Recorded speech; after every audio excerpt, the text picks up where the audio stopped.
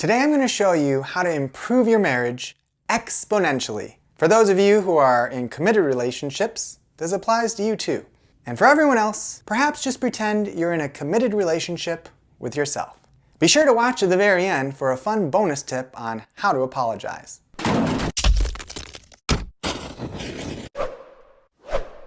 Hi, I'm Jeff Teresi, here to help you break through to your next big breakthrough. If you're new to this channel, please hit that subscribe button and ding that bell so you know when the next video comes out. My wife and I have now been together more than 10 wonderful years. And while it was definitely a cosmic connection that brought us together, the first several years were not so smooth. In fact, on more than one occasion, we stood on very shaky ground. But I'm happy to say that our relationship is stronger than ever, and I owe a great deal of that strength to the tip that I'm going to share with you today. I also realize that in making this video, I'm putting myself at a huge risk. Why? Because my wife watches these. So if at any time I fail to be the best husband I can be, I'm pretty sure I'm going to be asked to rewatch this. Hopefully, if it ever hits 1 million views, it won't be from me having to rewatch it that many times. But if I do, I'm glad it's here. If you've seen some of my previous episodes, you probably know how much I value having standards. In the same way I have a standard to help cultivate an empowered mind and a standard to help curate and coordinate my calendar, I have a standard to see if I'm actually showing love to my wife. I ask myself, are my actions building chapels? As in wedding chapels. More on that in just a minute. You see, only after I accepted the fact that the only thing I control in our relationship is how I act and how I respond, was I able to not get so upset when she acted or reacted in a way other than I thought she should. How incredibly empowering is that? Quick caveat, if your partner is abusive in any way, whether mentally, emotionally, or physically, that is not okay and cannot be overlooked. Seek help immediately. My wife actually specializes in violence prevention and has more than a few resources on her website at jessicateresi.com. I'll leave a link for you in the show notes below. By the way, the word should is normally not good. Now, I'm not saying you shouldn't use it, but in general, we shouldn't should on people. Okay, so here's the key. I have to let go of the idea that she should act and respond in a certain way, and instead, I focus on how I act and respond. I trust that if my actions consistently show her that I love her, regardless of her response, in the end, the outcome will be as good as it can be. Think about it. How would you treat someone who consistently made you feel chosen and cherished, heard and appreciated, pursued and encouraged, loved and safe? So I began building her chapels. What do I mean by that? Well, don't let this beard fool you. I am no carpenter. So I'm definitely not building literal chapels.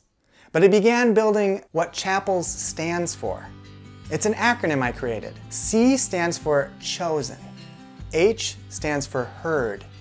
A stands for appreciated. P stands for pursued. E stands for encouraged. L stands for loved. And S stands for safe. Before I act or respond, I ask myself, are my actions building chapels? Is what I'm doing helping my wife to feel chosen, heard, appreciated, pursued, encouraged, loved, and safe? If not, something has to change. So let's unpack that a bit. Let's start with the first letter in chapels. C is for chosen. Is there anything competing for the #1 spot in your heart? In other words, does your partner feel chosen by you? If you're ever unsure, ask your spouse or significant other, is there anything you feel I'm choosing over you? And whatever the answer is, whether you agree with it or not, take them at their word. I know it's easier said than done, but whenever possible, choose unity over the need to prove yourself right. It may be hard to hear the answer, but it's in asking the tough questions that lead to the best results. Practically speaking, when scheduling your week, make sure a date night is planned before anything else. Let the week revolve around that. And if possible, include a date day as well, just the two of you. H is for heard. Does your partner feel heard by you? Do you validate what they have to say? When you speak to your spouse, how does he or she know you're listening? Are you looking at your phone or watching TV? Try to be like Mr. Rogers and show your undivided attention. In that moment, make your spouse the most important thing in the world to you. Let your actions and words say, I'm here and I hear you. A is for appreciated. When's the last time you thanked your partner for all the things he or she does for you? Especially the simple stuff that often goes unnoticed. Go out of your way to let them know that they are appreciated and be specific. Remember, gratitude is the most attractive trait a person can have. P is for pursued. To pursue is to initiate contact. How are you pursuing your partner? Perhaps ask to join them in doing one of their favorite activities, or reach out to them a few times a day with a thoughtful text or a quick phone call for no other reason than to let them know you were thinking about them. Don't wait to initiate. E is for encouraged. To encourage is to instill courage. How are you encouraging your best friend? Do they know you believe in them? Do you encourage them to chase their dreams? Are you holding them back or propelling them forward? Are you able to lift them up when they're feeling down? Can your partner count on your support? Do your actions say, you can do this? L is for loved.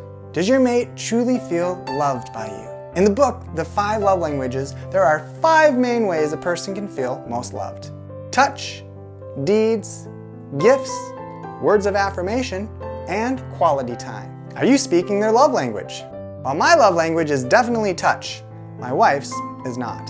If hers is gifts, but I give her a foot rub instead of that book she was hoping for, I'm not speaking her language, and therefore, she's not going to feel loved. So make sure you speak their language. And if you're not sure what it is, make sure you ask. On top of that, make sure your spouse feels accepted and adored by you. Let them know they are beautiful and that you accept them just as they are. S is for safe. Does your spouse feel safe with you?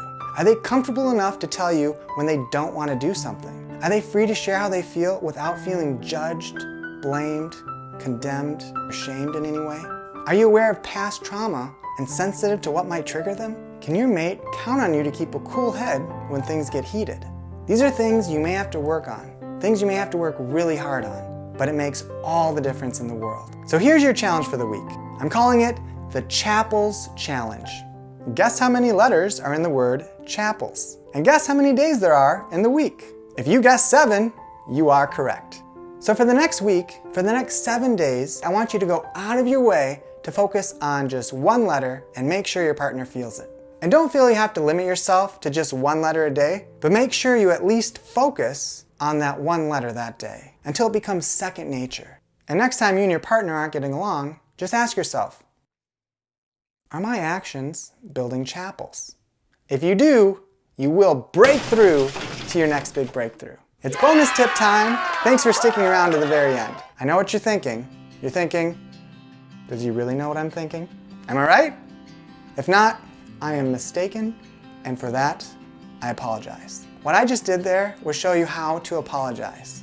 I didn't add any explanation or justification for why I did what I did. I flat out said, I'm sorry. And I meant it. When apologizing, just say, I'm sorry, and leave it at that. Never add but or an explanation afterwards. Anything but saying you're sorry takes away from the apology. And while the art of apologizing could be an entire episode on its own, I hope that helps. This episode has been brought to you in part by my good friend Darren. Shout out to Darren for requesting a video on this topic. Darren, I see you and I appreciate you.